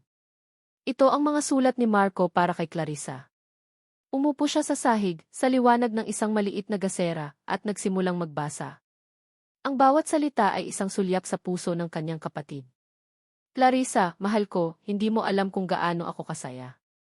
3 biyaya. 3 maliliit na Montenegro. Handa na ako. Handa na akong talikuran ang lahat para sa inyo. Ang pera, ang kumpanya, wala akong pakialam doon. Ang paraiso ko ay nasa piling ninyo dyan sa hacienda. Patuloy siyang nagbasa, ang mga luha ay nagsimulang mamuo sa kanyang mga mata. Nabasa niya ang tungkol sa mga pangarap ni Marco. Ang planong magtayo ng isang maliit na bahay malapit sa ilog. Ang mga pangalang naisip niya para sa mga bata. At pagkatapos, nabasa niya ang tungkol sa takot nito. Kinausap ko si ama kanina. Isang malaking pagkakamali. Nagalit siya. Isang kahihiyan daw ang ginawa ko. Ang pag-ibig natin, ang mga anak natin, tinawag niyang isang dumi sa pangalan ng pamilya. Sinabi niyang hindi niya hahayaang mangyari ito. Natatakot ako, Clarissa. Hindi para sa akin, kundi para sa inyo. Pero huwag kang mag-alala, gagawa ako ng paraan. Ipaglalaban ko kayo. Ito ang huling sulat. Ang petsa, 2 araw bago ang aksidente. Bumagsak ang mga kamay ni Miguel sa kanyang mga hita, ang mga sulat ay nagkalat sa sahig. Ito na. Ang patunay. Hindi aksidente ang nangyari kay Marco. Maaaring hindi direktang pinatay ng kanilang ama si Marco, ngunit ang kanyang mga salita, ang kanyang pagbabanta, ang kanyang galit iyon ang nagtulak sa kapatid niya sa bingit ng kamatayan. Ang obsesyon ni Don Ricardo sa Hacienda Esperanza ay hindi lang para burahin ang alaala. Ito ay para kunin ang huling bagay na nag-ugnay kay Marco sa kahihiyan na iyon, ang lupa kung saan nabuo ang kanyang mga pangarap. Biglang naging malinaw ang lahat. Ang pagpapadala sa kanya dito. Ang utos na hanapin ang kahinaan ni Ara. Ang layunin ay paalisin si Ara sa anumang paraan para makuha ang lupa at marahil pati na rin ang mga bata. Para itago sila, palakihin bilang mga Montenegro na sunod-sunuran tulad niya. Napatingin siya sa kanyang mga kamay. Ang mga kamay na ito ang ginamit ng kanyang ama para isakatuparan ang huling bahagi ng kanyang plano. Isang nag-aalab na galit ang pumalit sa kanyang kalungkutan. Isang galit na hindi pa niya naramdaman sa buong buhay niya. Galit sa kanyang ama. At galit sa sarili niya. Tumayo siya. Ang kanyang mga pag-aalinlangan ay naglaho. Wala nang kulay abo. Itim at puti na lang. Ang panig ng kanyang ama at ang panig ng kanyang kapatid. Kailangan niyang pumili. Lumabas siya ng kamalig, ang kanyang mga hakbang ay mabilis at may direksyon. Nakita niya sina Lito, Lando, at Lino na naglalaro ng taguan malapit sa puno ng mangga. Si Ara ay nakaupo sa isang bangko, binabantayan sila. Tumigil si Miguel sa di kalayuan, pinagmamasdan sila. Pinagmasdan niya si Lito, na may parehong seryosong mga mata ni Marco kapag nag-iisip. Pinagmasdan niya si Lando, na may parehong malawak ng ngiti ni Marco kapag masaya. Pinagmasdan niya si Lino, na may parehong kakulitan ni Marco noong bata pa ito. Sila ang buhay na pamana ng kanyang kapatid. Sila ang pangarap na ipinaglaban nito. Sa sandaling iyon, gumawa siya ng isang panata. Hindi sa kanyang ama. Hindi sa pangalan ng mga Montenegro. Kundi sa kanyang kapatid na wala na. Patawarin mo ako, Marco. Patawarin mo ako sa tagal kong naging bulag. Pero tapos na iyon. Hindi ko sila pababayaan. Ipaglalaban ko sila. Para sa'yo. Nilapitan niya sila. Naramdaman ni Ara ang kanyang pagdating at tumayo ito, ang katawan ay handa sa anumang komprontasyon. Ngunit hindi tumingin si Miguel sa kanya. Ang kanyang mga mata ay nakatuon sa tatlong bata. Sa kanyang mga pamangkin. Sa kauna-unahang pagkakataon, nakita niya sila hindi bilang mga anak ng babaeng kailangan niyang talunin, kundi bilang pamilya. Bilang dugo niya. Ara, sabi niya, ang boses ay seryoso at puno ng isang bagong determinasyon. Kailangan nating mag-usap. Mayroon kang dapat malaman. Subalit bago pa man siya makapagsalita, isang tunog ang pumutol sa kanilang lahat. Ang tunog ng mga gulong ng sasakyan na humihinto sa harap ng tarangkahan. Isang makintab at itim na luxury car. Bumukas ang pinto sa likuran. At mula roon, bumaba ang isang lalaking may tindig ng hari, suot ang isang mamahaling suit, ang buhok ay may mga bahid na ng kulay pilak. Ang kanyang mukha ay pamilyar kay Miguel, ngunit sa mga mata ni Ara, ito ay isang simbolo ng lahat ng kanyang kinatatakutan. Napatayo si Ara, ang mukha ay namutla. Montenegro tea. Bulong niya. Nilingon ni Miguel ang kanyang ama at pagkatapos ay nilingon niya si Ara. Nakita niya ang pagbagsak ng mundo sa mga mata nito nang mapagtanto nito ang koneksyon. Dahan-dahang lumakad si Don Ricardo palapit, isang mapanghamak na ngiti ang sumilay sa kanyang mga labi. Huminto ito sa harap nilang lahat, tiningnan si Ara mula ulo hanggang paa at pagkatapos ay tumingin sa kanyang anak. Miguel, sabi ni Don Ricardo, ang boses ay malakas at malinaw para marinig ng lahat. Natutuwa akong makita na sinusunod mo ang aking mga utos. Biglang humangin ng malakas. Dinala nito ang mga huling salita ni Don Ricardo, na parang isang hatol, sa pandinig ni Ara. Hawak-hawak pa rin ni Miguel sa kanyang bulsa ang mga sulat ng kanyang kapatid. Ngunit huli na ang lahat. Ang katotohanang natuklasan niya ay mananatiling isang lihim, na tabunan ng isang mas malaki at mas masakit na katotohanan na ngayon ay nakalantad na. Ang bawat salitang lumabas sa bibig ni Don Ricardo ay parang isang piraso ng yelo na tumutusok sa puso ni Ara. Miguel, natutuwa akong makita na sinusunod mo ang aking mga utos. Miguel Montenegro. Ang dalawang pangalan ay umalingaw sa kanyang isipan, nagbanggaan at sumabog. Ang lalaking nag-ayos ng kanyang water pump. Ang lalaking nagpalipad ng saranggola, kasama ang kanyang mga anak. Ang lalaking hinawakan niya ang kamay. Ang lalaking pinagsimulan niyang pagtiwalaan ay isang Montenegro. Ang kanyang pinakamatinding kaaway. Ang anino na nagbabanta sa kanyang tahanan. Ang simbolo ng lahat ng kasakiman sa mundo. Napatingin siya kay Miguel. Ang mukha nito ay puno ng pagkataranta, ng pagnanais na magpaliwanag. Ngunit wala ng salita ang kailangan. Ang kanyang pananahimik sa harap ng kanyang ama ay sapat ng pag-amin. Ikaw, bulong ni Ara, ang boses niya ay nanginginig. Isa kang si. Hindi niya matapos ang sasabihin. Ang sakit ay masyadong matindi. Ngumiti si Don Ricardo, isang iting puno ng tagumpay. Mukhang hindi mo pa sinasabi sa kanya ang buong kwento. Anak, sabi nito, tinitingnan si Miguel. Hayaan mo, ako na ang magpapaliwanag. Humarap si Don Ricardo kay Ara. Ang mabait at masipag mong trabahador, si Miggy, sabi nito, idiniin ang pangalang Miggy na parabang isang insulto, ay walang iba kundi ang aking anak at ang Vice President ng Montenegro Holdings, si Miguel Montenegro. Pinapunta ko siya dito para pag-aralan ka, para hanapin ang iyong kahinaan. At sa tingin ko, nagtagumpay siya. Bawat salita ay isang sampal. Ang lahat ng kabaitan ni Miguel, ang pag-aayos ng ang pag-aalaga kay Lito, ang mga ngiti, ay biglang naging isang kalkuladong panlilinlang. Isang estratehiya sa negosyo. Naramdaman ni Ara ang pagtulo ng mga luha sa kanyang pisngi. Ngunit hindi ito mga luha ng kalungkutan. Mga luha ito ng purong galit at pagkasuklam. Tumingin siya kay Miguel, naghahanap ng kahit anong pagtanggi. Ngunit ang nakita lang niya ay pagsisisi sa mga mata nito. At iyon ang mas lalong nagpadurog sa kanya. Ara, magpapaliwanag ako, sabi ni Miguel, humakbang palapit sa kanya. Huwag kang lalapit sa akin, sigaw ni Ara, ang kanyang boses ay pumiyok sa sakit. Itinuro niya ito, ang kanyang daliri ay nanginginig. Kaya pala alam mo kung paano ayusin ang makina. Kaya pala ang galing mong magsinungaling. Sanay ka na pala. Ang bawat alaala nila ay bumalik sa kanya, ngayon ay nababalot na ng lason. Ang paghawak nila ng kamay.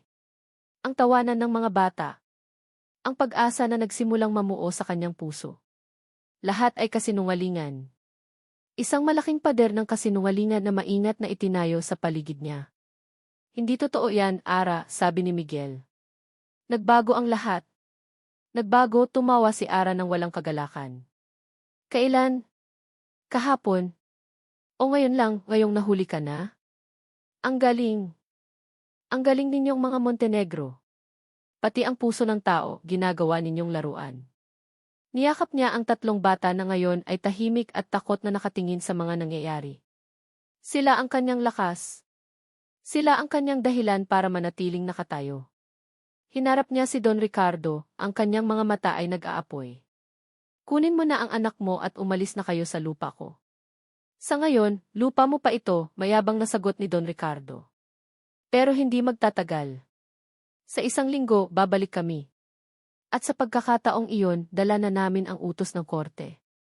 Ara, pakinggan mo ako, pagmamakaawa ni Miguel, hindi pinapansin ang kanyang ama. Ngunit para kay Ara, wala nang boses si Miguel. Isa na lang siyang anino, isang multo ng taong akala niya ay totoo. Hindi ka naiba sa kanya, sabi ni Ara, ang boses ay malamig at walang emosyon. Itinuro niya si Don Ricardo. Pareho lang kayo. Mga mang-aagaw. Mga manloloko. Tumalikod siya, akay-akay ang tatlong bata palayo sa kanila. Ara, sigaw ni Miguel. Hindi siya lumingon. Bawat hakbang palayo ay parang 1 milya. Bawat hakbang ay naglalayo sa kanya sa kasinungalingan, ngunit naglalapit din sa kanya sa isang mas malalim na uri ng sakit. Nang makarating sila sa pinto ng bahay, lumingon siya. Nakita niya si Don Ricardo na may ngiti ng tagumpay sa kanyang mga labi, at si Miguel na nakatayo, ang mukha ay larawan ng pagkatalo. Ang dalawang mukha ng Montenegro. Ang mananakop at ang espiya. At siya ang naging biktima. Umalis ka, sigaw niya kay Miguel, ang huling lakas na natitira sa kanya. Umalis kayong lahat sa lupa ko. Pumasok siya sa loob at isinara ang pinto ng malakas. Dumaustos siya sa sahig, ang likod ay nakasandal sa pinto. Doon, sa kaligtasan ng kanyang tahanan, hinayaan niyang bumuhos ang lahat ng kanyang luha. Niyakap niya ng mahigpit ang kanyang mga pamangkin, ang tanging katotohanan na natitira sa kanyang nawasak na mundo. Sa labas, isang malakas na sampal ang dumapo sa pisngi ni Miguel. Galing sa kanyang ama. Tanga, sigaw ni Don Ricardo. Halos makuha mo na siya. Anong nangyari sa'yo? Nahulog ka sa sarili mong patibong. Hindi sumagot si Miguel. Nakatingin lang siya sa saradong pinto ng bahay ni Ara, naririnig ang mahinang pag-iyak nito mula sa loob. Ang tunog na iyon ay mas masakit pa kaysa sa sampal ng kanyang ama. Ang tunog ng isang mamahaling sasakyan na humihinto sa harap ng tarangkahan ay isang banta sa katahimikan ng Hacienda Esperanza. Para kay Ara, ito ang tunog ng papalapit na panganib. Nang bumukas ang pinto at bumaba si Don Ricardo Montenegro, parang huminto ang pag-ikot ng mundo. Ang lalaking nasa likod ng lahat ng kanyang problema ay nakatayo na ngayon sa kanyang lupa, ang tindig ay puno ng kayabangan, ang mga mata ay nanunuya. Ngunit hindi ang presensya nito ang nagpabagsak sa mundo ni Ara. Ito ay ang mga salitang lumabas sa bibig nito, habang ang kanyang mga mata ay nakatuon sa lalaking pinagsimulan na niyang pagkatiwalaan. Miguel, sabi ni Don Ricardo, ang boses nito ay kalmado, ngunit may talim na kayang pumatay. Natutuwa akong makita na sinusunod mo ang aking mga utos. Miguel Montenegro. Ang dalawang pangalan ay nagkabanggaan sa isip ni Ara. Bigla, ang lahat ng maliliit na piraso ng pagdududa na pilit niyang isinasantabi ay nagkaroon ng kahulugan. Ang pamilyaridad nito sa mga bagay na teknikal. Ang biglaang pagbabago ng kanyang ekspresyon kapag kausap ang kanyang kiama. Ang pag-iwas niya ng tingin. Napatingin siya kay Miguel. Nakita niya ang pagkataranta sa mukha nito, isang desperadong pagnanais na magpaliwanag bago pa man may masabing iba ang kanyang ama. Ngunit huli na ang lahat. Mukhang hindi mo pa nasasabi sa kanya ang buong kwento, anak, patuloy ni Don Ricardo, na tila nasiyahan sa nakikitang kaguluhan. Humarap ito kay Ara. Ang mga mata nito ay puno ng mapanghamak na awa. Kawawa ka naman, Hija. Hayaan mo, ako na ang magpapaliwanag sa'yo. Ang mabait at masipag mong trabahador, si Miggy, sabi nito, idiniin ang pangalang Miggy na parabang isang maruming salita, ay walang iba kundi ang aking panganay na anak at ang Vice President ng Montenegro Holdings, si Miguel Montenegro. Parang isang bombang sumabog ang bawat salita. Vice President Montenegro Holdings. Ang mga alaala ng kabaitan ni Miguel ay bumalik sa kanya, ngayon ay nababalot na ng lason. Ang pag-aayos sa water pump ay hindi tulong, ito ay isang paraan para makuha ang kanyang tiwala. Ang paglalaro sa mga bata ay hindi katuwaan, ito ay pagmamanman. Ang paghawak nila ng kamay hindi iyon kuryente, iyon ay panlilinlang. Pinapunta ko siya dito para pag-aralan ka. Para alamin ang iyong mga kilos, ang iyong mga problema, ang iyong kahinaan, pagpapatuloy ni Don Ricardo, ang bawat salita ay isang punyal na sumasaksak sa puso ni Ara. At sa tingin ko, nagtagumpay siya. Natagpuan niya ang pinakamalaki mong kahinaan, hindi ba? Ang iyong puso. Naramdaman ni Ara ang pagtulo ng mainit na likido sa kanyang pisngi. Luha. Ngunit hindi ito luha ng kalungkutan. Ito ay luha ng matinding galit. Isang galit na nagsimula sa kanyang puso at kumalat sa buong katawan niya, na nagpapatigas sa kanyang mga kalamnan at nagpapayanig sa kanyang mga kamay. Hinarap niya si Miguel. Ang mukha nito ay namumutla. Ara, pakinggan mo ako ni. Manahimik ka, sabi ni Ara, ang boses niya ay mahina ngunit puno ng lason. Isang salita pa mula sa iyo at hindi ko alam kung anong magagawa ko. Tumingin siya sa paligid. Sa kanyang tahanan. Sa puno ng mangga. Sa mga bata ngayon ay nakayakap sa kanyang binti, takot at nalilito. Ang lahat ng ito, ang buong mundong ito na ipinaglalaban niya, ay ginawang isang laro lamang ng mga Montenegro. Kaya pala, tumawa siya ng walang saya. Ang galing. Isang magaling na aktor. Isang magaling na espiya. Sabihin mo sa akin, Miguel, tiningnan niya ito ng diretso sa mata, noong hinawakan mo ang mga anak ko, iniisip mo ba kung paano mo sila paalisin sa lupang ito? Noong hinityan mo ako, kinakalkula mo ba kung gaano kadali akong masisira? Hindi. Hindi totoo yan, sigaw ni Miguel, ang pagkataranta ay malinaw na sa kanyang boses. Nagbago ang lahat. May nalaman ako. Huli na ang lahat para sa mga paliwanag mo, sigaw ni Ara pabalik, ang kanyang boses ay tuluyan ng nabasag. Ang lahat ng sakit at pagtataksil ay sumabog. Isa kang Montenegro. Iyan lang ang kailangan kong malaman. Pareho lang kayo ng ama mo. Mga ahas. Mga manloloko. Tama na yan, utos ni Don Ricardo. Tapos na ang palabas. Ibibigay ko sa iyo ang huling alok, Hija. Ibigay mo sa amin ang hasyenda ng payapa at bibigyan kita ng halagang hindi mo kailanman makikita sa buong buhay mo. Tumingin si Ara kay Don Ricardo pagkatapos ay kay Miguel. Ang ama at ang anak. Ang utak at ang kamay. Ang dalawang mukha ng kasakiman. Umalis kayo, sabi niya, ang boses ay malamig na ngayon, walang emosyon. Umalis kayo sa lupa ko. Isang linggo, Arabel, banta ni Don Ricardo. Bibigyan kita ng isang linggo para mag-isip. Pagkatapos niyan, babalik kami kasama ang mga abogado at ang sheriff. Wala ka nang magagawa.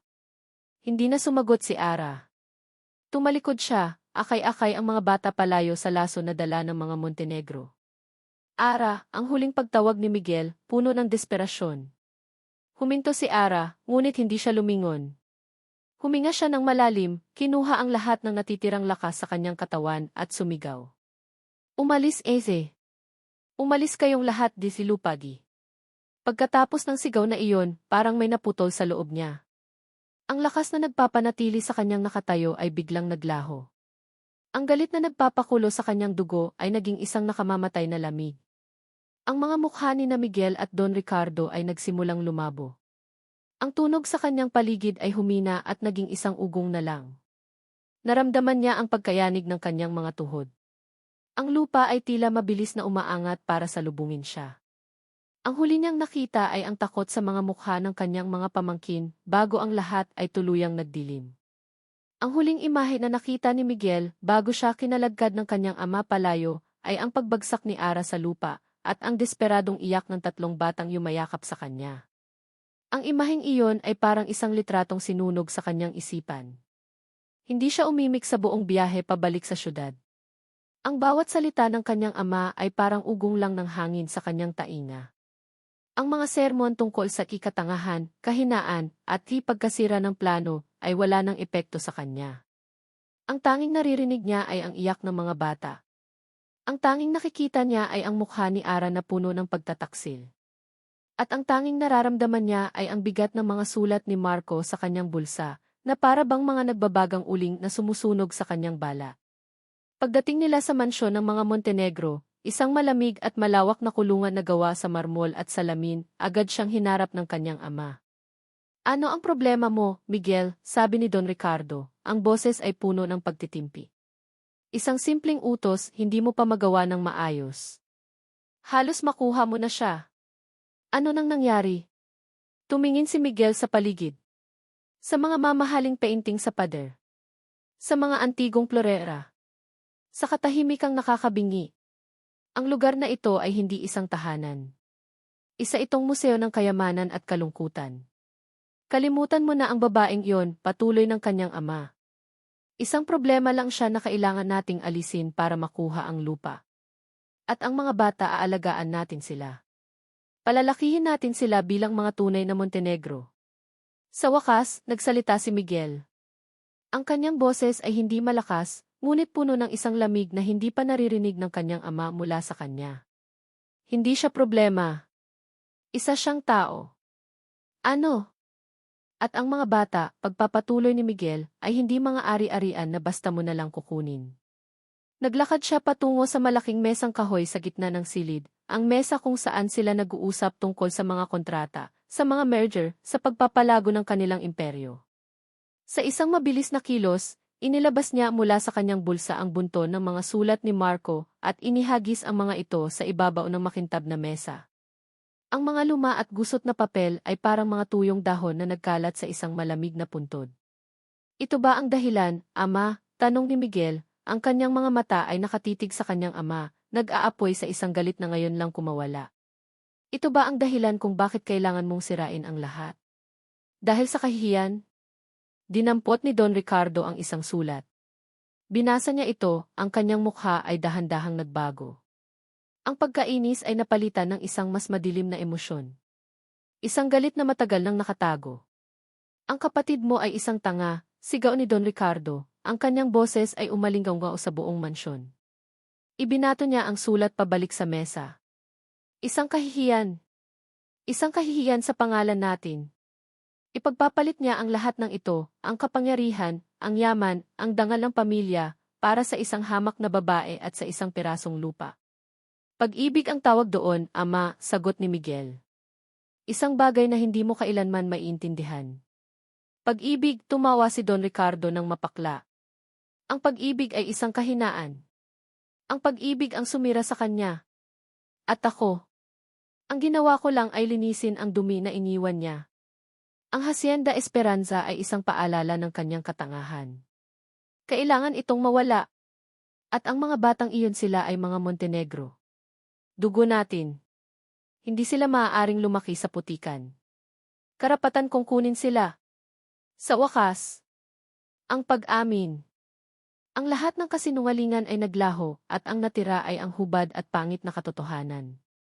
Umiling si Miguel, isang ngiti ng pagkadismaya ang sumilay sa kanyang mga labi. Hindi mo sila makukuha. At hindi mo makukuha ang hacienda. At sino ang pipigil sa akin? Ikaw, hamon ng kanyang ama. Tumingin si Miguel sa kanyang ama, sa lalaking minsan niyang hinangaan, sa lalaking minsan niyang kinatakutan. Ngayon, ang nakikita lang niya ay isang dayuhan. Isang taong walang puso. Sabi ni Miguel, ang kanyang boses ay matatag. Ako. Huminga siya ng malalim, tinatanggap ang bigat ng kanyang desisyon. Tapos na ako, ama. Tapos na akong maging sunod-sunuran. Tapos na akong maging anino mo. Hindi ko na kailangan ang pera mo. Hindi ko na kailangan ang pangalan mo. Tumalikod siya at nagsimulang maglakad palayo. Saan ka pupunta? Sigaw ni Don Ricardo.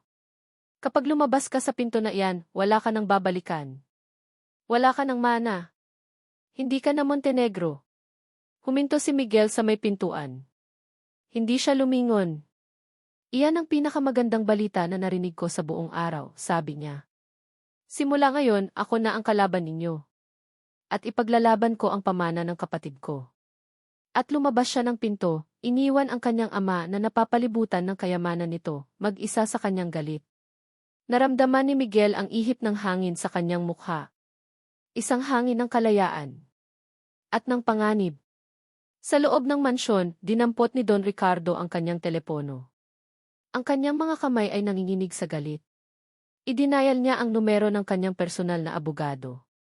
Gawin ang lahat, utos niya, ang boses ay malamig at walang awa. Sirain mo sila. Ang unang nagpagising kay Ara ay ang sikat ng araw na tumatama sa kanyang mukha. Sumunod ang isang malalim at kumikirot na sakit sa kanyang ulo. At pagkatapos ang alaala. Ang mukha ni Don Ricardo. Ang pagtataksil sa mga mata ni Miguel. Ang bigat ng katotohanang bumagsak sa kanya. Napabalikwas siya ng bangon. Nasa sarili niyang kama. Ang mga bata ay mahimbing na natutulog sa tabi niya, ang kanilang mga dibdib ay marahang tumataas baba. Inayos niya ang kumot sa kanila. Paano niya sila nadala rito? Hindi niya matandaan. Ang huli niyang natatandaan ay ang dilim. Ang mga sumunod na araw ay parang isang mahabang panaginip. Gumigising siya, nagpapakain ng mga bata, nagtatrabaho sa bukid ng walang sigla. Ngunit sa bawat kilos may kulang. Ang hacienda ay naging sobrang tahimik. Wala na ang mga tawa ni Miguel. Wala na ang mga kwento nito. Tanging ang ugong ng hangin at ang bigat sa kanyang dibdib ang naroon. Tita Ara, babalik pa po ba si Kuya Miggy? Tanong ni Lito isang hapon, habang tinitingnan nito ang saranggolang ginawa nila, na ngayon ay nakasabit lang sa isang pako. Isang kirot ang naramdaman ni Ara. Hindi na, anak, sagot niya, sinisikap na gawing matatag ang kanyang boses. Marami siyang ibang trabaho. Isang palabas lang ang lahat, pilit niyang sinasabi sa sarili. Isang laro. Ngunit sa gabi, kapag mag-isa na lang siya, bumabalik ang mga alaala. Ang pagod sa mukha ni Miguel habang nag-aayos ito ng water pump sa ilalim ng ulan. Ang tunay na pag-aalala sa mga mata nito nang magkasakit si Lito. Ang ngiti nito nang magdikit ang kanilang mga kamay. Maaari bang ang lahat ng iyon ay kasinungalingan? O may isang katotohanan na hindi niya nakikita? Isang gabi, hindi na siya makatulog. Bumangon siya at pumunta sa sala. Nakapatong pa rin sa maliit na mesa ang kahon na kinuha niya mula sa kamalig. Ang kahon ni Clarissa. Ang kahon na binuksan ni Miguel. Nakatitig siya rito ng matagal. Isang bahagi niya ang ayaw itong buksan, takot sa kung ano pa ang maaari niyang matuklasan. Ngunit ang isa pang bahagi ay naghahanap ng mga sagot. Nanginginig ang mga kamay na binuksan niya ito. Muli niyang nakita ang mga alaala ng kanyang pinsan. Dinampot niya ang mga sulat ni Clarissa. Habang binabasa niya ang mga ito, bumabalik ang sakit ng kanyang pagkawala. Ang mga pangarap ni Clarissa, ang pag-ibig nito para sa isang misteryosong lalaki, ang pananabik nito para sa kanilang mga anak. Pagkatapos, nakita niya ang bunto ng mga sulat na nakatali sa asul na ribbon. Ang mga sulat na hindi niya alam na naroon pala. Ang sulat kamay ay iba. Panlalaki. Binuksan niya ang unang sulat. Clarissa, mahal ko di. Ang bawat salita ay puno ng pagmamahal. Ang bawat pangungusap ay isang pangarap. Ngunit ang pangalan sa dulo ng sulat ang nagpatigil sa mundo ni Ara. Nagmamahal, Marco. Marco. Isang pangalang pamilyar. Inalala niya ang mga balita noon. Ang nakababatang anak ng mayamang negosyanteng si Ricardo Montenegro. Namatay sa isang car crash. Marco Montenegro. Nanginginig niyang dinampot ang litratong hawak niya kanina, ang litrato ni Clarissa at ng lalaking nakangiti. Si Marco Montenegro. Ang kapatid ni Miguel Montenegro. Biglang nanikip ang kanyang dibdib. Patuloy siyang nagbasa, ang kanyang mga mata ay mabilis na tumatakbo sa bawat linya. Nabasa niya ang tungkol sa pag-ibig nila, ang kanilang mga lihim na pagkikita. At pagkatapos, nabasa niya ang huling sulat. Kinausap ko si Ama. Isang kahihiyan daw ang ginawa ko. Natatakot ako, Clarissa. Ipaglalaban ko kayo. Bumagsak ang mga sulat mula sa kanyang mga kamay. Ngayon, naiintindihan na niya. Ang galit ni Don Ricardo. Ang obsesyon nito sa hacienda. Ito ay para burahin ang lahat ng bakas ng pag-ibig na itinuring nitong isang kahihiyan. At si Miguel ay nasa gitna ng lahat. Naipit sa pagitan ng utos ng isang malupit na ama at sa pamana ng isang yumaong kapatid. Ang pagkalito sa mukha nito noong una niyang makita ang kahon iyon ay totoo. Ang sakit sa mga mata nito totoo rin. Hindi niya niloloko si Ara noon, siya mismo ay kasasalin lang sa katotohanan. At ang pinakamasakit sa lahat. Napatingin siya sa silid kung saan natutulog ang mga bata. Ang kanyang mga pamangkin. Ang mga anak ni Clarissa. Sila rin ay mga anak ni Marco Montenegro. Sila ay mga Montenegro. Ang dugong kinamumuhian niya ay ang mismong dugong nananalaytay sa mga batang minamahal niya ng higit pa sa kanyang buhay. Napahagulhol si Ara, hindi dahil sa galit, kundi dahil sa bigat ng lahat. Ang pagtataksil ay napalitan ng isang malalim at masalimuot na pag-unawa. Naiintindihan niya na ngayon ang laban ni Miguel. Ang laban nito ay hindi laban sa kanya. Ang laban nito ay para sa kanya, para sa mga bata, para sa alaala ni Marco. Sa gitna ng kanyang pag-iyak, biglang tumunog ang kanyang cellphone.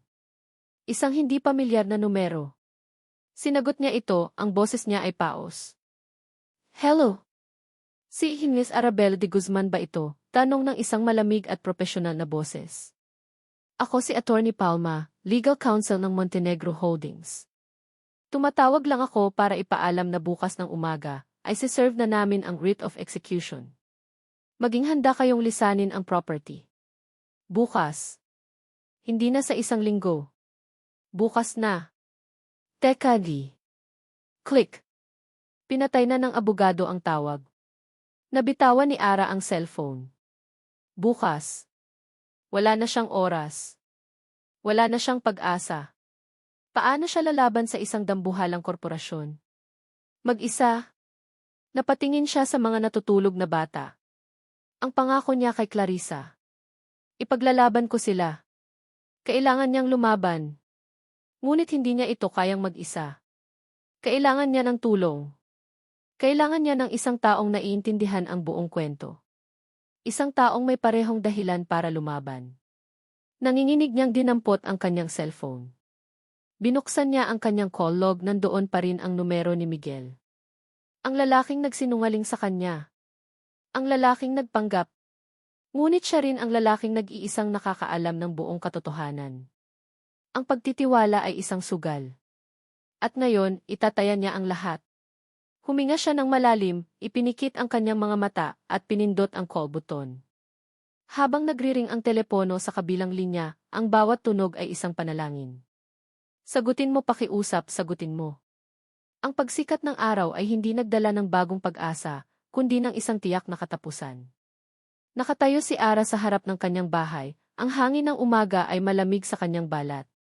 Wala na ang takot sa kanyang mga mata. Napalitan ito ng isang kalmadong determinasyon.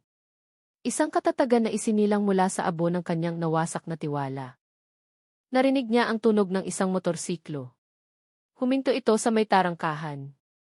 Si Miguel. Naglakad ito palapit.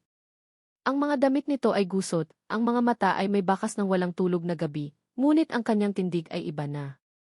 Wala na ang anino ng pag-aalinlangan. Ang nakatayo sa harap niya ngayon ay isang lalaking may misyon. Walang nagsalita. Hindi ito ang oras para sa mga sorry o mga paliwanag.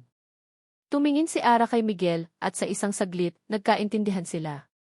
Isang tango mula sa kanya, sapat na para sabihing, handa na ako. Isang tango pabalik mula kay Miguel, isang pangakong, hindi ka nag-iisa. Hindi nagtagal, ang katahimikan ay binasag ng ugong ng mga sasakyan. Isang konvoy ng kasamaan. Ang itim na coach ni Don Ricardo. Isang van na puno ng mga abogadong mukhang buitre. Ang sasakyan ng sheriff. At sa likod ng lahat, isang malaking dilaw na bulldozer na parang isang halimaw na handang lamunin ang kanyang mga pangarap. Ito na. Ang katapusan ng linya.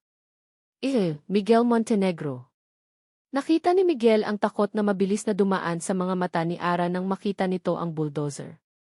Ngunit mabilis itong nawala, napalitan ng bakal na determinasyon. Hinangaan niya ang katapangan nito.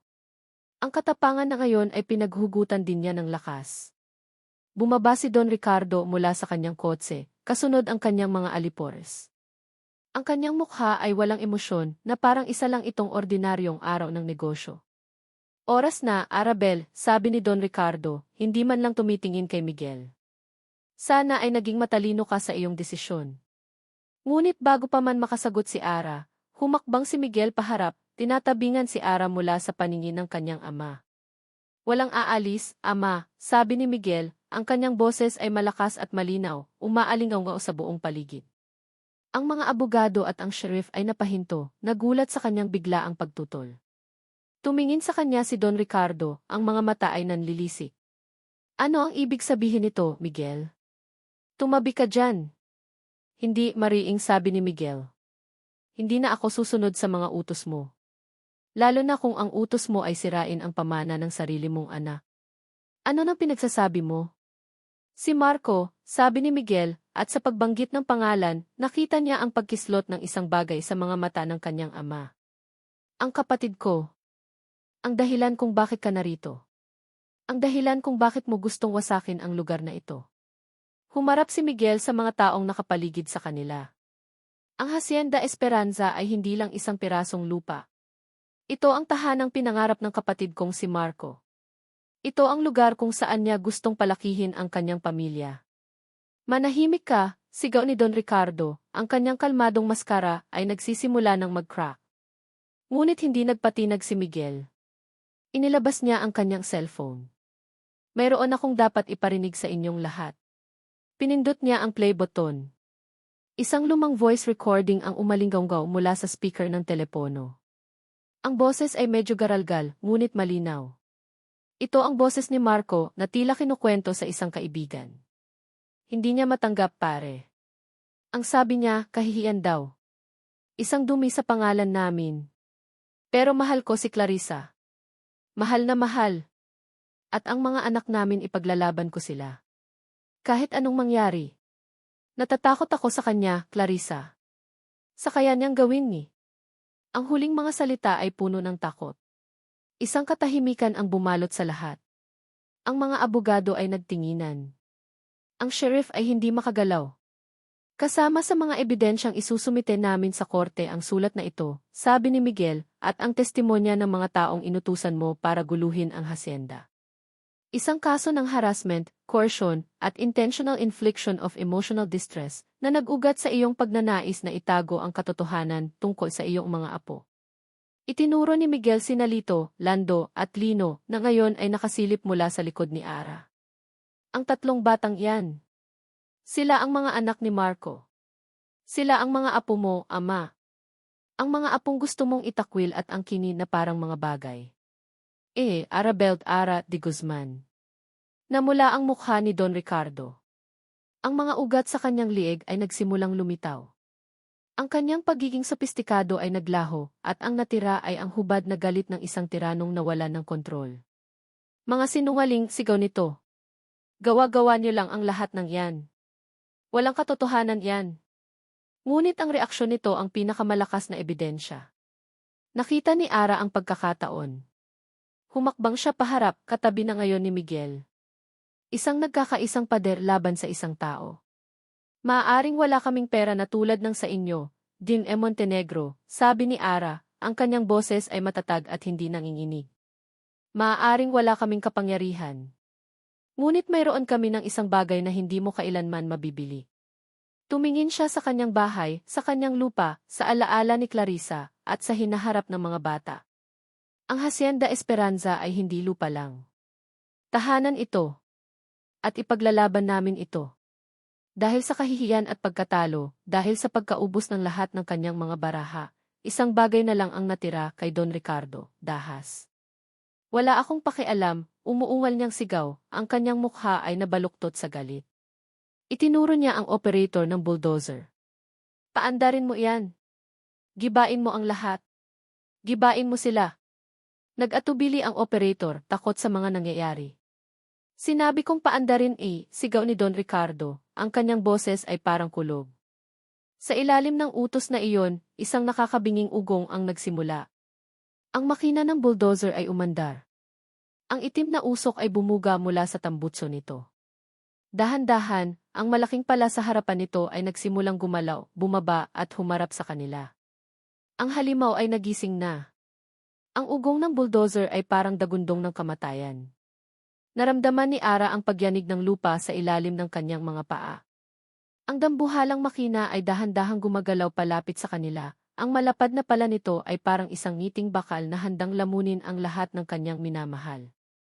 Sa isang iglap, bumalik ang lahat ng kanyang takot. Ngunit sa pagkakataong ito, hindi siya nag-iisa. Naramdaman niya ang pagtayo ni Miguel sa kanyang tabi. Ang balikat nito ay halos dumidikit sa kanya. Isang pader. Isang kakampi. Hindi siya umuurong.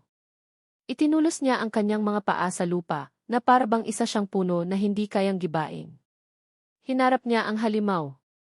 Ngunit isang tunog ang pumunit sa kanyang determinasyon. Tita Ara.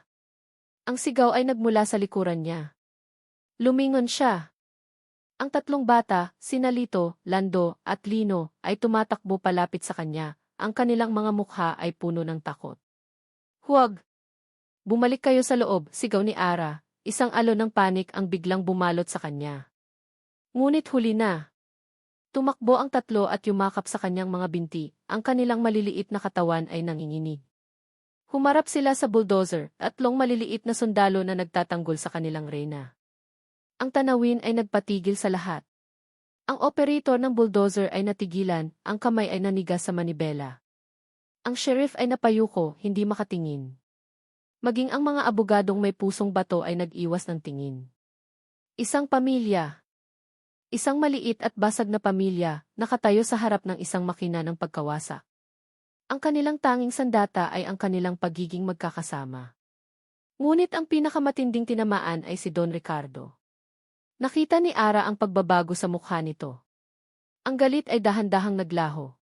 Ang pagkamuhi ay napalitan ng isang bagay na mas malalim, mas masakit. Nakatingin ito sa tatlong bata. Sa mga mata ni Lito na may seryosong tingin ni Marco. Sa ngiti ni Lando na kasing lawak ng kay Marco. Sa tindig ni Lino na may yabang na tulad ng kay Marco noong bata pa ito. Pagkatapos, tumingin ito kay Miguel. Nakita nito ang sarili nitong anak, nakatayo laban sa kanya, hindi dahil sa pagsuway, kundi dahil sa paninindigan, isang katangi ang hinangad niyang makita kay Marco noon. Sa isang iglap, hindi na mga kaaway ang nakikita ni Don Ricardo. Ang nakikita niya ay ang mga multo ng kanyang mga anak. Ang isa ay isang alaala na pilit niyang binura. Ang isa ay isang hinaharap na winasak niya. Nakita ni Ara ang pagbagsak ng mga balikat nito. Ang pagkawala ng apoy sa kanyang mga mata. Para siyang isang matandang puno na biglang nabuwal. Itinaas ni Don Ricardo ang kanyang kamay, isang mahina at pagod na senyas. Isang utos na huminto. Ang ugong ng bulldozer ay namatay. At sa katahimikang sumunod, ang tanging maririnig ay ang ihip ng hangin at ang mahinang paghikbi ng isang bata. Walang nagsalita. Tumalikod si Don Ricardo at naglakad pabalik sa kanyang kotse. Ang kanyang mga alipores ay sumunod na parang mga asong walang amo. Isa-isang umalis ang mga sasakyan, dala ang alikabok ng kanilang pagkatalo. Naiwan sina Ara at Miguel, nakatayo sa gitna ng hasyenda, yakap-yakap ang tatlong bata. Ligtas sila. Nanalo sila. Ang paglubog ng araw ay nagpinta ng kulay kahel at lila sa kalangitan.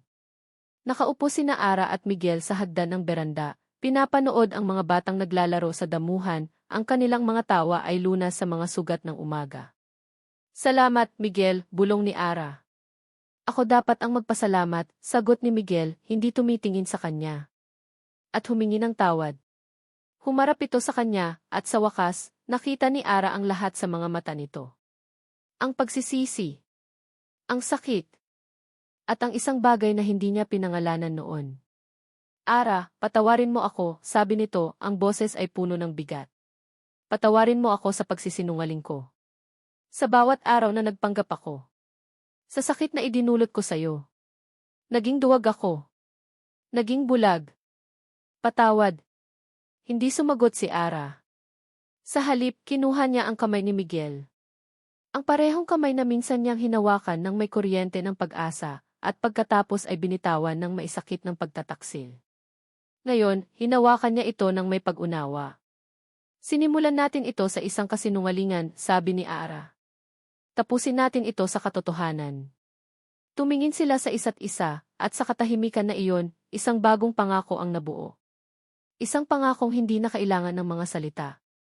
Isang taon makalipas. Ang Hacienda Esperanza ay mas luntyan kaysa dati. Hindi na ito isang pribadong lupain lamang. Naging isa itong community farm, kung saan ang mga kalapit-bahay ay natututong magtanim at umani. Ang mga tawa ay hindi na lang nagmumula sa tatlong bata, kundi sa marami pang iba. Mula sa beranda, pinapanood ni Ara si Miguel na nagtuturo kay Lito kung paano magtanim ng buto. Si Lando at Lino ay naghahabulan sa paligid. Ang salitang ti Kuya Miggy ay napalitan na ng si Papa Miggy. Walang perpektong pamilya. Ang sa kanila ay isinilang mula sa kasinungalingan at sakit. Ngunit sa araw-araw, pinipili nilang buuin ito muli, gamit ang pagpapatawad, pasensya, at pagmamahal. Naglakad si Ara palapit sa kanila, may daladalang isang maliit na puno ng mangga. Oras na, sabi niya. Pumunta sila sa lugar kung saan dating nakatayo ang matandang puno ng mangga. Ang puno kung saan ipinako ang hatol at kung saan nagsimula ang lahat. Magkakasama, ang 5 pares ng mga kamay ay nagtanim ng bagong puno. Isang bagong simula. Isang bagong pag-asa. Habang tinatabunan nila ng lupa ang ugat ng puno, napatingin si Ara sa kanyang pamilya. Kay Miguel, ang lalaking nagtaksil sa kanya, ngunit piniling ipaglaban siya. Sa 3 bata, ang pamana ng kanyang pinsan at ng isang pag-ibig na ipinaglaban hanggang kamatayan. At naunawaan niya. Ang pamilya ay hindi laging tungkol sa dugo na magkakapareho. Hindi sa dugo, kundi sa puso, nabubuo ang tunay na pamilya. At dito, sa puso ng hacienda na kanilang ipinaglaban, nagtatapos ang kwento ni na Arabel at Miguel. Sa bawat isa sa inyo na sumubaybay, mula sa unang kabanata hanggang sa ating pagwawakas, maraming salamat. Salamat sa pagsama ninyo sa paglalakbay na puno ng luha, galit, pag-asa, at kilig. Ang pagsulat ng Puso ng Hacienda ay isa ring emosyonal na paglalakbay para sa akin. Habang isinusulat ko ang bawat salita, ramdam ko ang bigat sa dibdib ni Ara, ang pagsisisi sa puso ni Miguel, at ang walang hanggang pag-ibig na nagbuklod sa kanila sa huli. Sana ay naantig ng kwentong ito ang inyong mga puso. Sana'y nagsilbi itong isang paalala na ang tunay na pamilya ay hindi palaging galing sa dugo, kundi sa pusong pinipiling manatili at magmahal sa kabila ng lahat ng sakit at pagsubok. Na ang pagpapatawad, gaano man kahirap, ang siyang susi sa tunay na paghilom. At kahit sa pinakamadilim na sandali, laging may pag-asang sisibol, tulad ng isang bagong punong itinanim sa lupang minsan ng sinubok ng panahon. Ngayon, nais ko namang marinig ang inyong mga saloobin. Aling bahagi ng kwento ang pinakatumatak sa inyo? Anong aral ang inyong napulot? Ay share nyo naman sa comment section sa ibaba. Hanggang sa muli nating pagkikita sa susunod na kwento. Mula sa aking puso, maraming salamat sa inyong walang sawang suporta. Ang inyong lingkod, ang manunulat.